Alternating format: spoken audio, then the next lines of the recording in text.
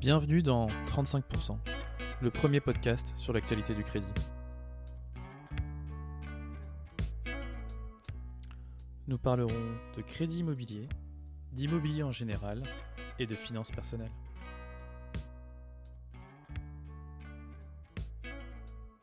Bonjour à tous et bienvenue dans ce dernier épisode de l'année de 35%. Je suis très heureux de vous retrouver en ce dimanche. Épisode assez court ce mois-ci, puisqu'on aura la météo des taux, la chronique d'Olivier et puis l'interview du mois avec Bérangère Dubu qui nous parlera de la mobilisation qui a été faite par ce syndicat la semaine dernière. Sans plus tarder, allons-y pour la météo des taux. Jingle. Météo des taux, comme d'habitude, on va droit au but et on va parler uniquement de la moyenne sur tous les profils sur du 15, 20 et 25 ans. On observe une stabilité, malgré une légère hausse encore sur quelques banques, mais deux banques qui ont baissé leur taux. Donc sur du 15 ans, on est à 4,21 de moyenne, 20 ans, on est à 4,35 et 25 ans à 4,47. Alors, l'OAT à 10 ans a encore baissé. Olivier Landrevie va vous en parler dans sa chronique. Mais c'est ce qui fait qu'on va notamment connaître une stabilité des taux sur 2024. On continuera à le suivre. Petite nouveauté sur cette partie de l'épisode. Si vous écoutez le podcast entier, vous ne l'aurez pas. Mais si vous écoutez uniquement la météo des taux, normalement en photo, je vous ai mis la grille des taux donc sur le détail. Donc vous n'avez qu'à regarder votre téléphone et vous aurez le détail des taux. On passe à la partie suivante qui est du coup la chronique d'Olivier. Jingle. Bonjour Yacine, bonjour à tous. L'actualité est assez chargée ce mois-ci, donc je me lance sans attendre, commençant par vous parler de la baisse des taux. Alors certains d'entre vous l'ont déjà vu, quelques banques ont commencé à baisser leurs taux au mois de novembre, mais ce qui me paraît encore plus intéressant, c'est que ces derniers jours, on a eu d'excellents chiffres sur l'inflation du mois de novembre, qui est revenue à 3,4%, donc une baisse très, très nette. Et dans la foulée, le taux auquel l'État français emprunte à 10 ans est repassé sous la barre des 3%, ce qui n'était pas arrivé depuis longtemps. Donc on peut être maintenant relativement confiant sur le fait que ça y est, on a touché le point haut des taux pour ce cycle monétaire. Alors ne rêvons pas, je pense que les taux vont rester à des niveaux relativement élevés pendant tout le courant de l'année 2024. On ne va pas revenir comme ça en claquant des doigts à des taux de 1%, mais je pense qu'on peut dire avec confiance que le pire est maintenant derrière nous. J'enchaîne sur 3 informations qui sont relatives à des amendements votés autour de la loi de finances 2024. Ce sont donc des points qui sont encore hypothétiques en attendant que la loi de finances soit définitivement adoptée. Premier point porte sur le prêt avance rénovation. Vous connaissez peut-être ce produit, c'est un produit qui permet donc de financer de la rénovation énergétique sur une formule qui est intéressante parce qu'elle est in fine. L'emprunteur n'a pas à rembourser de capital. Le capital est remboursable au moment où il revend le bien. Et pour les emprunteurs de plus de 65 ans, c'est même encore plus intéressant puisque même les intérêts peuvent être capitalisés et le prêt est remboursé, là encore, à la revente ou au moment de la succession. Ce produit était encore peu diffusé car assorti de conditions de ressources qui étaient vraiment très basses. La bonne nouvelle, c'est précisément que ces conditions de ressources ont été complètement levées. Et si cela se confirme, ce produit pourrait donc être très en vogue en 2024. Dans le même registre, passé presque inaperçu, nous avons un allègement de charges sociales pour les entreprises qui acceptent de prendre en charge une partie des intérêts dus par leurs salariés au titre de l'emprunt sur leur résidence principale. Alors, c'est un produit qui existe déjà. Il y a une banque qui a conçu ce type d'offre. C'est une petite banque filiale de la Banque Postale qui s'appelle Sofiap. Et c'est un produit qui est déjà commercialisé par un certain nombre de grands groupes, principalement publics, mais qui commence à se démocratiser dans le privé aussi. Et grâce à cet allègement de charges sociales, s'il se confirme, pourrions avoir une diffusion beaucoup plus importante de ce produit dans les mois et les années qui viennent. Donc à surveiller. Ces 2 amendements que je viens d'évoquer ont été poussés par des députés de la majorité et on peut donc penser qu'ils ont de bonnes chances d'aller jusqu'au bout. Le troisième amendement, dont je vais maintenant vous parler, relève plus de la liste au Père Noël. Ça date d'il y a à peine quelques jours. Le Sénat a retoqué la fermeture du prêt à taux zéro à la maison individuelle qui avait été annoncée depuis déjà plusieurs mois. Maintenant, ne vous emballez pas, compte tenu du coût que cela représente pour les finances publiques. Il ne fait guère de doute, à mon sens, que Bercy va remettre de l'ordre et qu'on ne retrouvera pas cet amendement dans le prochain 49.3, malheureusement. Enfin, vous l'avez certainement en tête, demain, lundi 4 décembre, se réunit le HCSF.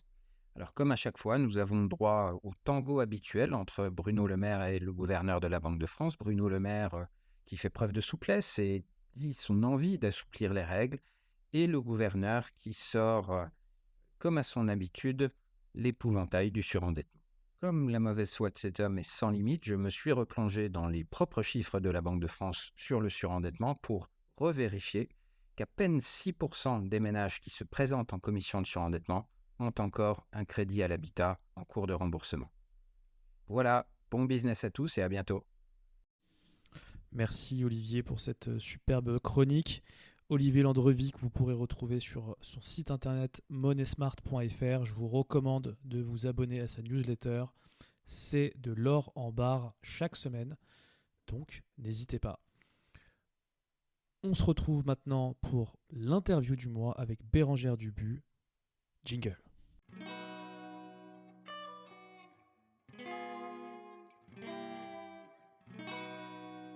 On se retrouve pour cette interview du mois de décembre de 35% avec Bérengère Dubu. Bérengère Dubu, bonjour.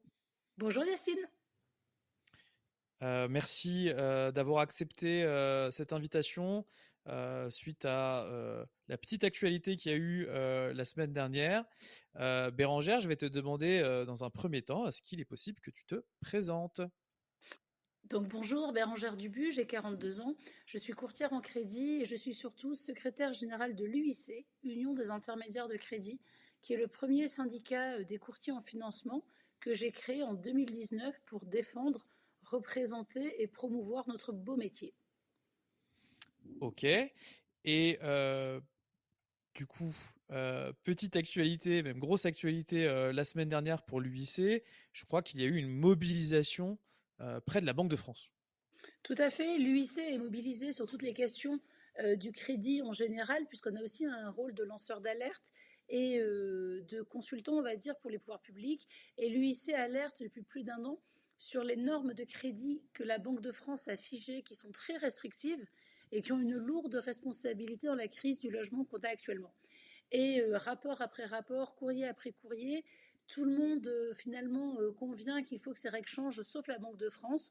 Donc on a décidé, une opération coup de poing, d'aller planter nos tentes devant la Banque de France pour symboliser le mal logement dont est responsable en partie son gouverneur.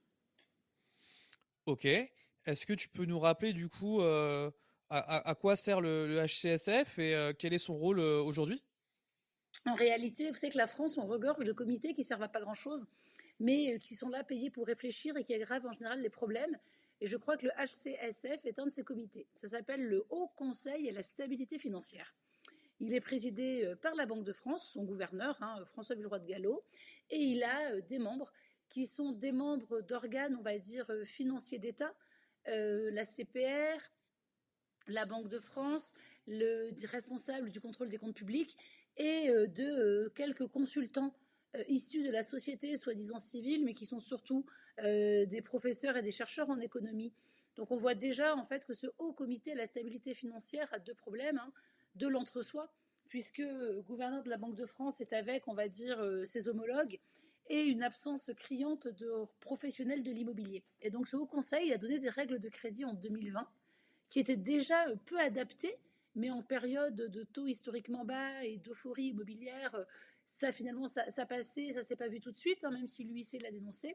Aujourd'hui, on arrive en 2024, crise du logement historique, plus de primo-accédants, des salariés qui dorment dans leur voiture, un parc locatif saturé, des logements sociaux avec une liste d'attente qui n'a jamais été atteinte, plus de 2,5 millions de personnes attendent un logement social.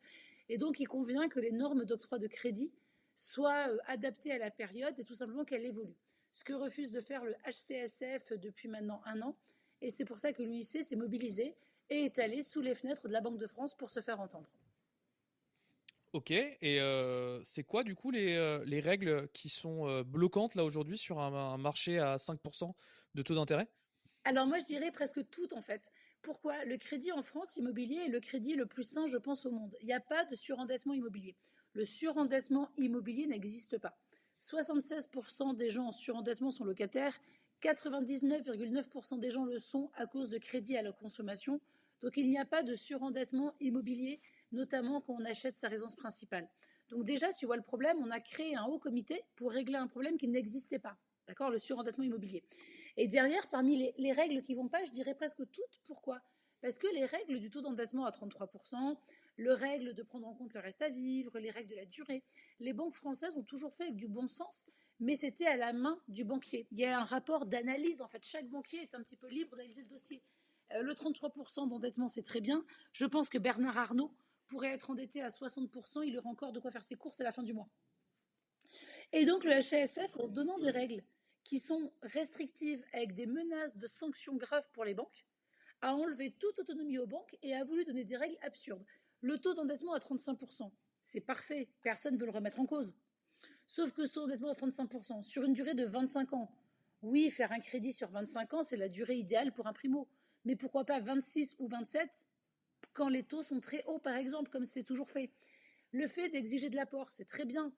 Maintenant, est-ce que les Français des classes populaires et moyennes ont les 50, 60, 70 000 euros d'apport délirants qui sont demandés? Bien sûr que non. Donc un dossier de crédit doit s'appréhender sur plein de critères. Le saut de charge. Quelqu'un qui paye 1 000 euros son loyer depuis toujours paiera toujours son crédit 1 000 euros. Ça, c'est un critère qui n'est pas pris en compte. Le reste à vivre. Si on gagne 10 000 euros par mois, même endetté à 40, il nous reste encore 6 000 euros au final pour faire ses courses et pour vivre. Et en fait, cette intelligence où les banques avaient de l'analyse a été enlevée au profit d'un calcul mathématicien qui bloque totalement le marché du crédit et quelques règles dont, si tu veux, je vais te parler après, qui, elles, sont pour le coup absurdes. Bah, par exemple, c'est très intéressant. Aujourd'hui, le gouvernement promeut le BRS. Donc le BRS, c'est le bail réel solidaire, qui fait que tu n'achètes que ton bâti pendant 25 ans, et à l'issue des 25 ans, tu pourras acheter ton foncier. On est d'accord? Ce Oui. qui fait un crédit sur 35 à 40 ans, vu que tu auras deux prêts. Eh bien, aujourd'hui, on encourage des BRS où tu seras endetté sur 35 à 40 ans, mais la Banque de France exige que le crédit immobilier dure 25 ans maximum. Pourquoi 25 et pas 26 ou 27? Puisque les taux sont historiquement hauts, ça permettrait d'amortir un petit peu les écarts de mensualité et de libérer le crédit. Pourquoi ce 25? Autre exemple, quand tu achètes un bien pour le mettre en location, d'accord? À l'époque, les banques calculaient en partie avec une méthode de compensation. C'est-à-dire, on faisait ton crédit moins ton loyer. Donc 1 000 euros de crédit, 800 de loyer, ça te faisait 200 euros d'endettement. Aujourd'hui, la Banque de France a mis un calcul où il faut gagner 3 fois en loyer le montant de son échéance. Autant te dire que c'est impossible. Plus personne aujourd'hui ne peut investir en locatif. Pourquoi la pénurie locative historique? 34% de logements au moins cette année en location. Pourquoi? Parce que ça fait 3 ans que les investisseurs sont bloqués par la Banque de France. Et en réalité, pareil, le taux d'endettement. Il faut calculer le taux d'endettement à la période d'endettement maximale sur 25 ans. C'est-à-dire que toi, imagine que tu fais un crédit où pendant 24 ans, ta mensualité est à 800 euros et ta dernière mensualité est à 2000, ton endettement est calculé sur 2000. Ça n'a aucun sens. La durée de détention d'un crédit, c'est 8 ans. Les crédits qu'on fait actuellement seront tous renégociés quand les taux baisseront. Et puis aussi, il ne faut pas oublier qu'il y a les salaires qui évoluent avec l'inflation, les évolutions de carrière. Quel est l'intérêt de calculer ton taux d'endettement à la période maximum sur 25 ans, alors que par exemple, l'État donne un prêt à taux zéro différé de 15 ans pour justement aider les classes populaires et que cette somme ne soit pas remboursable en réalité avant 15 ans. Tu vois tous ces petits critères sur les investisseurs, sur la durée maximum, sur le taux d'endettement qui est bloqué, sur la période de calcul de l'endettement, en fait tout ça nous permet d'arriver à la situation qu'on connaît aujourd'hui. Et donc, quelles sont les propositions de l'UIC pour contrer tout Les cela? propositions de l'UIC, alors forcément, que le HCSF arrête de faire des règles contraignantes avec des sanctions et laisse le pouvoir aux banques, nous préférerions. Mais à défaut, il faut y aller progressivement, tu le sais. Nous, on demande 3 choses. La première chose, c'est que les prêts réglementés soient considérés en apport. Le prêt à taux zéro, le prêt patronal, Action Logement, les prêts des départements pour les primo-accédants, tous ces crédits-là ont été faits pour donner un apport pour les classes moyennes et populaires. Aujourd'hui, c'est absurde de voir des gens qui ont 150 000 euros de prêt à taux zéro et de prêt 1% patronal dans le neuf et que les banques ne peuvent pas financer parce qu'elles n'ont pas assez d'apport. Donc, le CHF, c'est une phrase. Nous rappelons que les prêts d'État réglementés seront considérés comme un apport et bien sûr comptés dans l'endettement. Ça enlèverait en premier le plafond de verre de l'apport, ou si tu n'as pas des parents qui ont eu de quoi épargner pour toi et t'aider, nul ne peut avoir l'apport demandé. La seconde chose qu'on demande, tout simplement, c'est de revenir au calcul de la compensation des revenus locatifs. On revient au calcul simple où quand quelqu'un a un crédit, pour faire du locatif, on fait le crédit moins le loyer et c'est que la différence qu'on lui impute. Cette norme qui veut qu'il faut avoir 3 fois en revenu ce qu'on a en crédit sur du locatif, c'est totalement absurde. Et pour finir, quelque chose qui me tient à cœur, c'est de calculer l'endettement sur les 8 premières années. Ça, j'y tiens beaucoup. Pourquoi? On calcule bien l'assurance, et là encore, c'est la Banque de France qui le préconise, sur 8 ans. Aujourd'hui, le coût de l'assurance est comparé sur 8 ans quand quelqu'un fait un crédit. Durée de détention d'un crédit, c'est 8 ans. Pourquoi calculer l'endettement à la pire période? Parce que finalement, ça empêche quoi? Ça empêche tous les prêts progressifs. Tu sais, c'est les prêts où les mensualités augmentaient de 10 euros par an, par exemple. Ces prêts progressifs sont très bien puisqu'ils suivent l'inflation. Et donc, ils suivent le coût de la vie, ils suivent un petit peu la hausse des salaires. Ça, aujourd'hui, si on le fait, on doit prendre la période maximum. C'est absurde. Ça empêche que les profils où on sait qu'il y a des évolutions de carrière qui sont automatiques. Un enseignant qui est en première année, son salaire, on a déjà sa grille de salaire qui va augmenter. Un interne en médecine, on a déjà sa grille de salaire. Il y a plein de métiers où on sait que les revenus vont augmenter. Dans un couple où un seul travaille, où ils sont endettés à 36% et le second finit ses études, on sait très bien qu'il va y avoir un revenu supplémentaire. Donc nous, ce qu'on demande, c'est que l'endettement soit calculé sur 8 ans, simplement. Et puis, évidemment, dans tous ces critères-là, ce qu'il faut, c'est redonner aux banques de la capacité d'analyse, de la souplesse. Et il faut que les règles du HCSF soient des préconisations. Il peut y avoir des contrôles, mais il faut arrêter avec cette menace de sanctions qui paralyse totalement les banques. Ok, donc si je comprends bien, là, tu me parles des fameuses dérogations qu'auraient les banques à pouvoir passer outre les 35%. Donc, du coup, un problème de pilotage, j'imagine, pour les banques. Tout à fait. Quelle serait la bonne manière de préconiser, du coup, pour que les banques soient plus enclins à prêter et aller au-delà, et déroger, franchement, utiliser leurs possibilités de dérogation? Mais en fait, la dérogation est une absurdité. Et Yacine, ça ne veut rien dire. La Banque de France a mis des critères HCSF. En janvier, on a alerté, là c'est la 4e réunion de l'année, en disant que ça bloquait le marché. Tout le monde l'a vu, tout le monde le sait. Tout le monde trouve absurde que des gens qui gagnent 10, 15, 20 000 euros par mois soient limités à 35% d'endettement. Tout le monde trouve fou que des primo-accédants qui payent 1 000 euros par mois de loyer depuis des années aient un crédit à 850 euros qui leur soit refusé. Tout le monde trouve aberrant que l'État fasse un prêt à taux zéro différé de 15 ans mais qu'on calcule le taux d'endettement au bout de 25 ans. Tout ça n'a pas de sens. Donc la Banque de France s'en est rendu compte, mais comme pour le taux d'usure, en fait, on revit la même guerre, on revit la même chose, par ego, par orgueil, par ce que tu veux. La Banque de France ne veut pas revenir dessus. Résultat, elle dit les banques ont qu'à déroger. Moi, je me dis juste qu'une règle est bonne, on ne déroge pas. Les impôts, par exemple, tu vas payer tes impôts. Les impôts ne te disent pas que tu as le droit de déclarer 30% de moins une fois tous les ans. On ne te dit pas, quand l'autoroute est limitée à 130, que tu as le droit de déroger à cette limitation de vitesse si tu as une bonne voiture. On ne te dit pas, quand tu dois avoir 2 verres de vin maximum quand tu conduis, que tu as le droit d'y déroger parce que c'est le réveillon. Quand tu as des salariés, on ne te dit pas que tu as le droit de déroger au droit du travail de temps en temps. La dérogation dans une règle ne fonctionne pas. Donc déjà, la Banque de France, en fait, à chaque réunion, comme ça ne fonctionne pas, augmente ses dérogations. On peut déroger à 20, puis à 30, puis à 40. Alors soit on arrive à 100% de dérogation, mais c'est absurde, soit on reconnaît que c'est la règle à changer. Et quant aux dérogations, les banques, pourquoi elles ne s'en servent pas? Les banques nationales ont encore plus de mal que les banques régionales. Pourquoi? Il est impossible de piloter sur l'ensemble d'un territoire des dérogations qui doivent représenter 30% de tes crédits accordés, mais à 80% sur des primo-accédants. En fait, c'est une usine à gaz où tu es incapable de piloter des chiffres sur tout un territoire, sachant que la Banque de France, comme pour le problème du taux d'usure, ne considère les crédits qu'une fois qu'ils sont débloqués, donc finalisés, alors que le choix d'octroyer un crédit avec des critères dérogatoires, il se fait lors de l'octroi du prêt, 3 mois avant. Quelle banque va prendre le risque d'octroyer des crédits dérogatoires en novembre ou en décembre, qui iront chez le notaire en février, par exemple, et si en février ils ont dépassé le pourcentage, ils auront une sanction. Les banques ne préfèrent pas y aller qu'aller dans quelque chose qui est une usine à gaz. Donc tout simplement, enlevons les sanctions et faisons ce qu'on a toujours fait. Il n'y a jamais eu de défaillance immobilière, on n'a pas de problème bancaire. Et je pourrais même dire que la seule banque qui a été condamnée pour des emprunts toxiques et un manque d'information, C'est la BNP dont le gouverneur de la Banque de France a quand même été le dirigeant à l'époque de sa filiale à la Crédit Conso. Donc, il y a quelque chose qui ne monte pas. On a un gouverneur de la Banque de France qui est focalisé sur le prêt immobilier, alors que lui-même a été président-directeur chez CTLM, là où les prêts conso sont responsables de 99% des surendettements et qui ne réglementent pas le prêt à la consommation. Fichez la paix aux Français, laissez les Français se loger, laissez les Français être propriétaires et régler les vrais problèmes. Alors, je reviens juste sur la dérogue là, sur cette règle des 35%.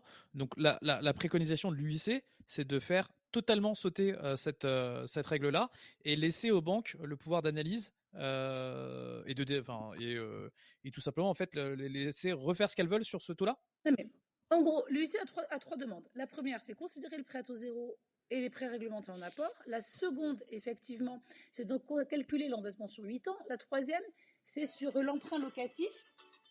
C'est sur les emprunts locatifs, effectivement. Le troisième, c'est d'autoriser la compensation des revenus. Donc ça, c'est nos trois demandes. Okay. Mais in fine, on pourrait faire ce qu'on a fait sur le taux d'usure, enlever les sanctions aux banques, comme c'était le cas jusqu'avant 2022. Parce que 2020, 2021, 2022, je te rappelle que les banques, en réalité, n'étaient pas sanctionnées si elles ne suivaient pas le HCSF. Ce n'était que des préconisations.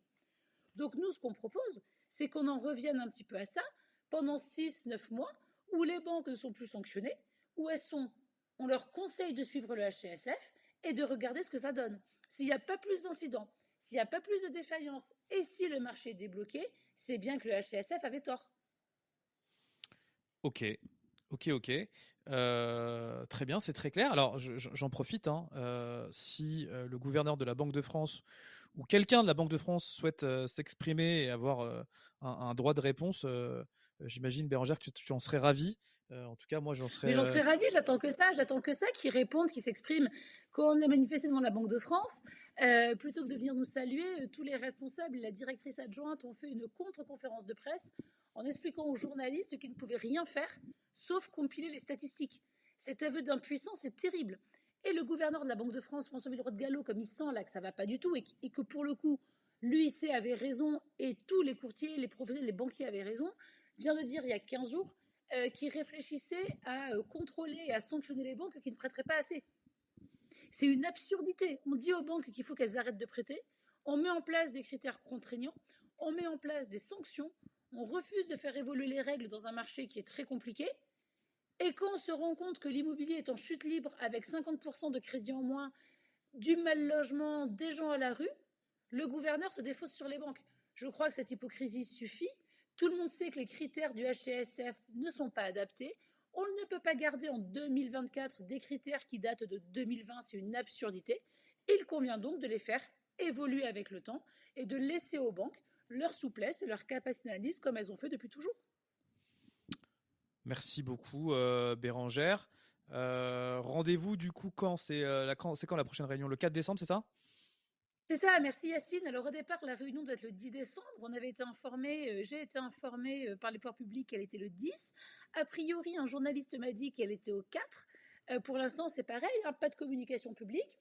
Cette réunion, pas d'information, on n'est pas convié, pas de retour. Alors l'UIC a envoyé des rapports à beaucoup d'élus, à des sénateurs, députés, au président de l'Association des maires de France, David Linard. On l'a remis au ministère du Logement 2 fois, on était déjà là l'année dernière. On l'a remis bien sûr à Bercy. On l'a remis au président de la commission des finances. Voilà, l'UIC a remis des rapports, des préconisations. L'UIC a alerté. L'UIC surtout propose. L'UIC essaye de construire. On verra le 4 décembre si nous sommes entendus. Mais c'est vrai que ça a été un combat long parce qu'aujourd'hui, ce n'est pas la crise du courtage que nous vivons. Les courtiers vont bien, c'est la crise du logement. Aujourd'hui, la crise qu'on voit, c'est des promoteurs qui licencient, c'est des agents immobiliers qui ferment, des constructeurs de maisons individuelles qui liquident, c'est des étudiants qui dorment dans des campings à Bordeaux, c'est des salariés qui dorment dans leur voiture, c'est des jeunes, des primo-accédants qui sont condamnés à rester dans le parc locatif alors qu'ils pourraient acheter. Et tout ça provoque mal logement, humiliation et un sentiment de colère sociale qui est terrible. Et je crois que c'est cette colère sociale qui va tout emporter parce que le logement, c'est le premier des besoins. Tu es père, je crois, Yacine, tu es une petite fille, je crois avoir vu une fois dans une vidéo. J'ai des enfants. Aujourd'hui, être propriétaire, c'est le meilleur moyen de mettre nos enfants à l'abri parce qu'on sait que s'il nous arrive quoi que ce soit, nos enfants auront un toit. Et ça, le refuser aux Français, notamment aux classes populaires, aux classes moyennes, c'est quelque chose d'assez injuste parce qu'il faut être très très riche pour rester locataire toute sa vie. Merci beaucoup Bérangère. Vous pourrez retrouver du coup tous les liens vers les réseaux de l'UIC et de Bérangère, notamment son LinkedIn, que je vous recommande les amis d'aller suivre Bérangère sur LinkedIn, qui nous gratifie d'un post par jour. Bérangère, je te laisse le mot de la fin. Le combat pour l'évolution du taux d'usure a été pour le coup usant. On a passé 1 an, les courtiers à alerter, à dénoncer, on a manifesté aussi. Et au final, le taux d'usure a enfin évolué et en 3 mois, le problème était réglé. On se retrouve à nouveau avec ce rôle ingrat du lanceur d'alerte, le rôle ingrat du cassandre, le rôle ingrat de celui qui va dans la rue. Mais on se mobilise parce qu'aujourd'hui, ce n'est pas les courtiers qui sont concernés, c'est vraiment un problème social, sociétal et économique. C'est les communes qui, avec la baisse des achats immobiliers, perdent des taxes et qui du coup ne peuvent plus financer les écoles, les stades et les activités de nos enfants. C'est les conseils départementaux qui vont perdre aujourd'hui les dotations, notamment quand il y a des transactions immobilières et sur les programmes immobiliers neufs. Mais il faut savoir aujourd'hui que le département, c'est les collèges, c'est les protections maternelles infantiles, c'est les hôpitaux, c'est les municipalités. Ville de Paris, il manque déjà 500 millions d'euros sur l'année. Donc en réalité, la crise aujourd'hui de l'immobilier, on ne se rend même pas compte combien elle va nous percuter. C'est le chômage qui remonte parce que le BTP et l'immobilier, c'est 2 millions d'emplois. C'est une crise économique parce que ça pèse 13 points du PIB. Donc il y a une crise humaine, il y a une crise sociale, il y a une crise économique. Donc oui, je t'avoue que je suis un peu fatiguée en cette fin d'année. Oui, c'est jamais facile d'aller manifester, mettre des tentes devant la Banque de France, d'aller alerter. Mais je crois que c'est essentiel et que c'est aussi notre rôle de sortir parfois de notre vision purement économique, notre activité, et de prendre conscience qu'on a un rôle social, sociétal de lanceur d'alerte, et c'est ce que l'UIC essaye de faire. Et je suis optimiste, je le suis toujours d'ailleurs, puisque je sais qu'au bout d'un moment, le bon sens gagne toujours. Le problème, c'est que le temps perdu ne se rattrape jamais. Donc on a perdu beaucoup de temps, mais j'ai beaucoup d'espoir pour le 4 décembre. Bon, eh bien, rendez-vous le 4 décembre. Merci Bérangère pour ton intervention. Merci pour du coup tes actions et ton courage. Et nous, du coup, on se retrouve le mois prochain pour une prochaine interview. On passe à la partie suivante. Merci Bérangère. Bonne journée à toi. Merci Yacine. À très bientôt. Merci encore à Bérangère pour sa venue sur ce podcast, malgré les conditions, puisqu'on était à distance avec une mauvaise connexion internet. Donc encore merci à elle, malgré l'épreuve que ça a été de faire cette interview. On arrive déjà à la fin de cet épisode, les amis.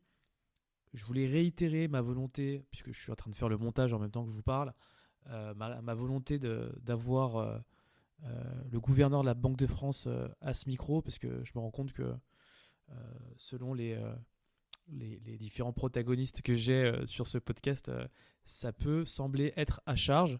Mais bon, nous serons demain le 4 décembre et déjà nous verrons un peu les résultats de la réunion du HCSF. Mais encore une fois, les amis, si quelqu'un de la Banque de France nous écoute et souhaite intervenir, vous êtes évidemment le bienvenu pour une interview et pour un droit de réponse à tout ce qui a été dit durant ce podcast. Je souhaitais vous remercier également pour votre fidélité pendant toute cette année, puisque c'est le dernier épisode de l'année. On se retrouve début janvier. Donc finalement, bonne année. Je pense que je vais être le premier à vous le souhaiter. Je vous souhaite une bonne année 2024, pleine d'argent, de crédits et de projets immobiliers qui vont au bout. Évidemment, la santé, très très important, et le bonheur au sein de votre famille. Je vous dis à très vite. N'oubliez pas mon pote courtier si vous avez un besoin. Et moi, je vous dis à l'année prochaine. Merci d'avoir écouté cet épisode de 35% jusqu'au bout. Encore une fois, je vous invite, surtout si vous êtes sur Apple Podcast ou Spotify, à me laisser 5 étoiles ainsi qu'un petit commentaire, à vous abonner, peu importe la plateforme sur laquelle vous m'écoutez. Et moi, je vous souhaite un bon mois et je vous dis à la prochaine.